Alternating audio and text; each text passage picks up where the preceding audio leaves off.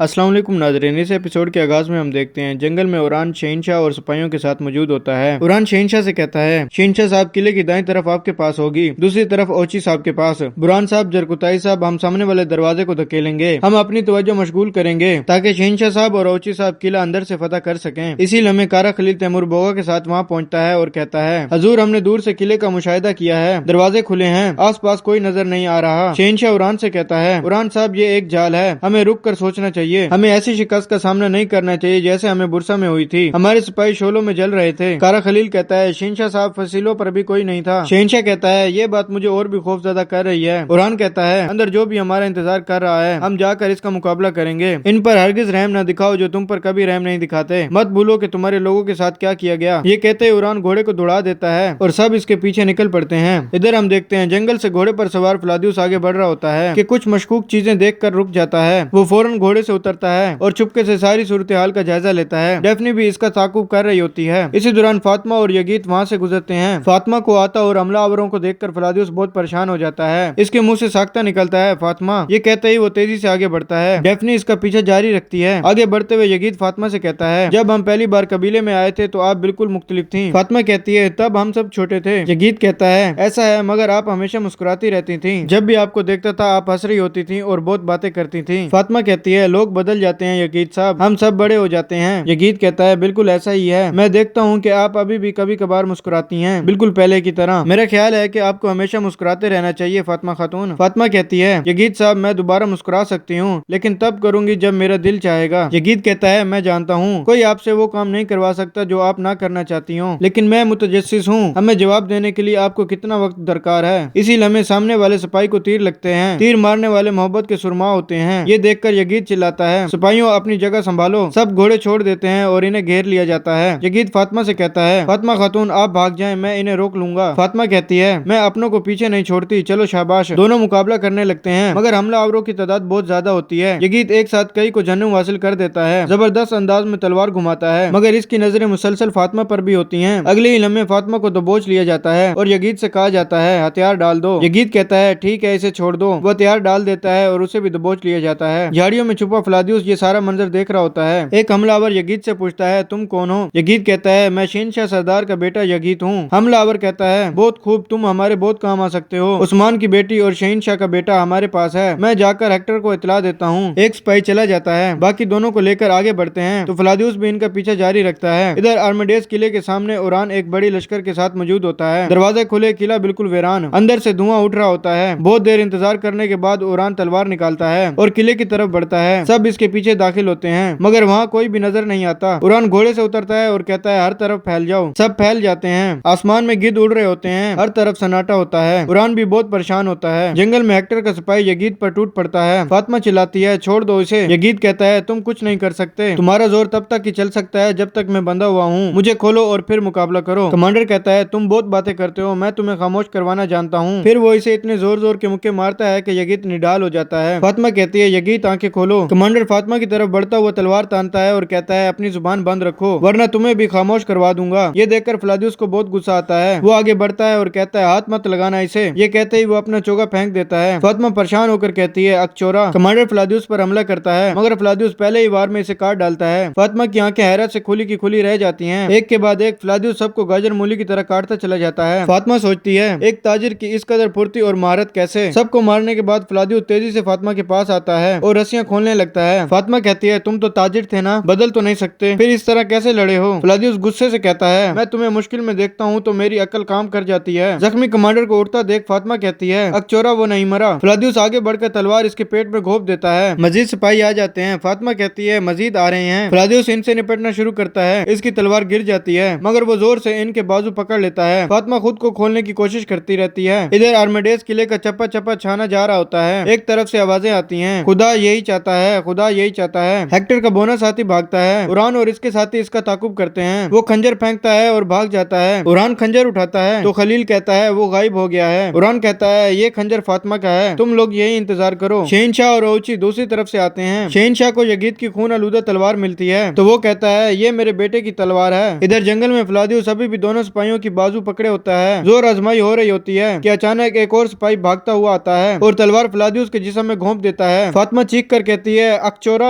इधर अरमंडेज में उरान आगे बढ़ रहा होता है कि शहनशाह और ओची भी वहाँ पहुंच जाते हैं। शहनशाह कहता है ये मेरे बेटे को ले गए हैं। उरान सफेद कपड़े पर लगा खून देखता है, भोजल कदमों से करीब जाता है और कहता है ऐ मेरे अल्लाह मुझे आजमाइश में ना डालना। कपड़ा हटाता है तो नीचे सरोज की लाश होती है। उरान सुकून की सांस लेता है। हेक्टर अपने बोने के साथ सामने आता है और कहता है बुरसा की हिफाजत ना कर सकने वाला एक गुनहगार तकफूर की लाश और मेरे सामने खुद को रियासत समझने वाला एक सरदार और अपनी औलाद की हिफाजत ना कर सकने वाला एक लाचार बाप है। शहनशाह गुस्से से कहता है कौन हो तुम, क्या चाहते हो? तीर इनके सामने आ लगता है। मैं खुदा का हाथ हूँ, नाउजुबिल्लाह, यहाँ तुम्हारा कोई हुक्म नहीं चलता। उरान क्या तुम खौफ को पहचानते हो? उरान कहता है खौफ हमारा क्या बिगाड़ लेगा, हम मौत के साथ चलते हैं। हेक्टर कहता है मौत तो खौफ से निजात है, खौफ अपनी औलाद की फिक्र करना है, इस एहसास का अंदर से नोचना है। अगर तुम भी देखना चाहते हो कि खौफ क्या है तो शहनशाह का चेहरा देखो। जब एक सरदार वाकई शिकस्त खा जाता है तो वो ऐसा ही दिखता है। और तुम उरान अपनी बहन की फिक्र कर रहे हो कि वो जिंदा है या नहीं। उरान कहता है क्या चाहते हो? हेक्टर कहता है आखिरकार तुमने दुरुस्त सवाल पूछा। बुरसा अब मेरे हाथों में है उरान, मैंने तुम्हारा ख्वाब छीन लिया है। तुम शहनशाह को जिंदा या मुर्दा मेरे पास लाओगे, वरना मैं सिर्फ फातिमा और यगीद की मौत पर नहीं ठहरूंगा, तुम्हारा पूरा खानदान इस मौत के चेहरे से रूबरू होगा। ये कहकर वो एक गोला फेंक देता है। जोरदार धमाका होता है और धुआं फैल जाता है। जब धुआं हटता है तो हेक्टर गायब हो चुका होता है। तीनों की नजरें इसे ढूंढती रहती हैं। नाजरीन, पिछले 2-3 एपिसोड में काफी बेहतरी आई है, दिलचस्पी बढ़ रही है। आपकी क्या राय है जरूर बताइएगा। और नाजरीन, इसी जगह पे एपिसोड का इख्तिताम होता है। अगर आपको हमारी वीडियो अच्छी लगी हो तो हमारे चैनल को सब्सक्राइब करें और साथ ही दिए गए घंटी के निशान को दबा दें ताकि आने वाली वीडियोस आपको बआसानी मिल सकें। दुआ में याद रखिएगा। अल्लाह हाफिज।